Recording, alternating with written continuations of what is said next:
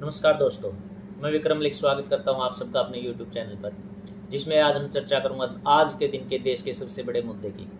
दोस्तों, इतिहास में ऐसा बहुत कम बार हुआ है कि पार्लियामेंट का विशेष सेशन बुलाया जाए। अभी हाल ही में मानसून सेशन खत्म हुआ है पार्लियामेंट का, और सरकार ने घोषणा की है कि वो एक स्पेशल सेशन बुला रहे हैं। सभी अपने कयास लगा रहे हैं कि इतनी जल्दी विशेष सेशन बुलाने की ज़रूरत क्या पड़ गई। मोदी सरकार ने अपने 9 साल के कार्यकाल में सिर्फ एक बार स्पेशल सेशन बुलाया है, जब जीएसटी सुधार लागू हुए थे।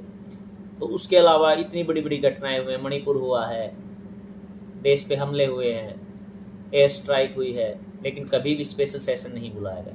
तो अब इतनी क्या ज़रूरत पड़ गई कि स्पेशल सेशन बुलाया जाए। अपने अपने कयास लगाए जा रहे हैं, विपक्ष अपने आरोप लगा रहा है। लेकिन सबसे पहले एक बार इसकी तारीखों पर ध्यान देते हैं। इस सेशन को बुलाया गया है 18 सितंबर से 22 सितंबर, और विपक्ष का, खासकर कि महाराष्ट्र के विपक्ष का सबसे बड़ा आरोप यह है कि इसकी तारीखें गणेश चतुर्थी से मेल खा रही हैं। तो इस सेशन को बुलाने की तारीखें गलत है, जनता का ध्यान भटकाने की कोशिशें हैं। वो बाद में बात करते हैं।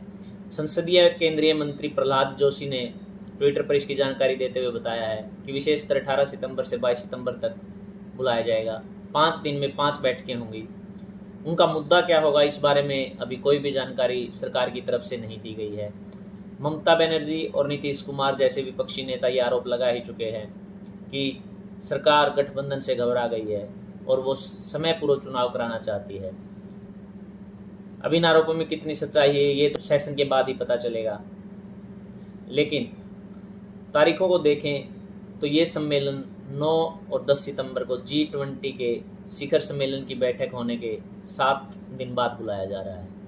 तो इसके सत्र बुलाने के 5 एजेंडे क्या हो सकते हैं जो मुझे लगता है वो ये हैं। पहला एजेंडा तो हो सकता है कि देश के सामने G20 सम्मेलन से देश ने क्या प्राप्त किया, उसका आउटकम देश ने इससे क्या हासिल किया, उसके बारे में चर्चा की जा सकती है। दूसरा, चंद्रयान 3 की सफलता और अन्य क्षेत्रों में सरकार अपनी उपलब्धियां गिनाने के लिए भी इस विशेष सेशन का प्रयोग कर सकती है। तीसरा, और जो सबसे महत्वपूर्ण एजेंडा इसका लग रहा है कि इसमें 2 या 3 जो बड़े विधेयक हैं उनको सरकार पेश करवा सकती है। अपने 10वें साल में मोदी सरकार कोई बहुत बड़ा धमाका करने वाली है। उसमें न्यूज़ चैनल में आज के दिन जो सबसे ज़्यादा चल रहा है वन नेशन वन इलेक्शन को लेकर है, जो कि मुझे नहीं लगता कि आज के समय में संभव है, क्योंकि अभी अभी कुछ राज्यों के चुनाव खत्म हुए हैं जिनको 1 साल भी नहीं होगा और उससे पहले दोबारा चुनाव शायद पॉसिबल नहीं है। हालांकि मुझे ये लग रहा है कि इसके लिए कुछ प्रयास किए जा सकते हैं। सबसे बड़ा प्रयास जो कयास लगाए जा रहे हैं कि पूर्व राष्ट्रपति रामनाथ कोविंद जी की अध्यक्षता में कमेटी का गठन किया जा सकता है कि कैसे ये पॉसिबल हो सकता है। इसके अलावा कुछ राज्य हैं जैसे राजस्थान, MP, छत्तीसगढ़ और हरियाणा, ऐसे जिनके चुनाव लोकसभा इलेक्शन के आसपास होते हैं। ऐसे राज्यों के चुनावों को, तारीखों को आगे पीछे करके लोकसभा इलेक्शन के साथ उन चुनाव को किया जा सकता है। तो ममता बनर्जी और नीतीश कुमार के आरोपों की कुछ हद तक सच्चाई नज़र भी आती है कि ये चुनाव एक साथ करवाकर इस और पहला कदम उठाया जाए। लेकिन मुझे जो लगता है इस विशेष सेशन में जो सबसे बड़ा बिल पास होगा वो होगा UCC, यूनिफॉर्म सिविल कोड, एक देश एक कानून, जो मोदी सरकार का अपने कार्यकाल के अंतिम वर्ष में शायद सबसे बड़ा मास्टर स्ट्रोक भी साबित हो सकता है। इसके अलावा कुछ और विधेयक, जैसे कि बहुत ही टाइम पीरियड से ये पेंडिंग चल रहा है महिला आरक्षण बिल, जो अपने आप में एक बहुत बड़ा मुद्दा है, वो विधेयक भी शायद इस सेशन में पास किया जा सके।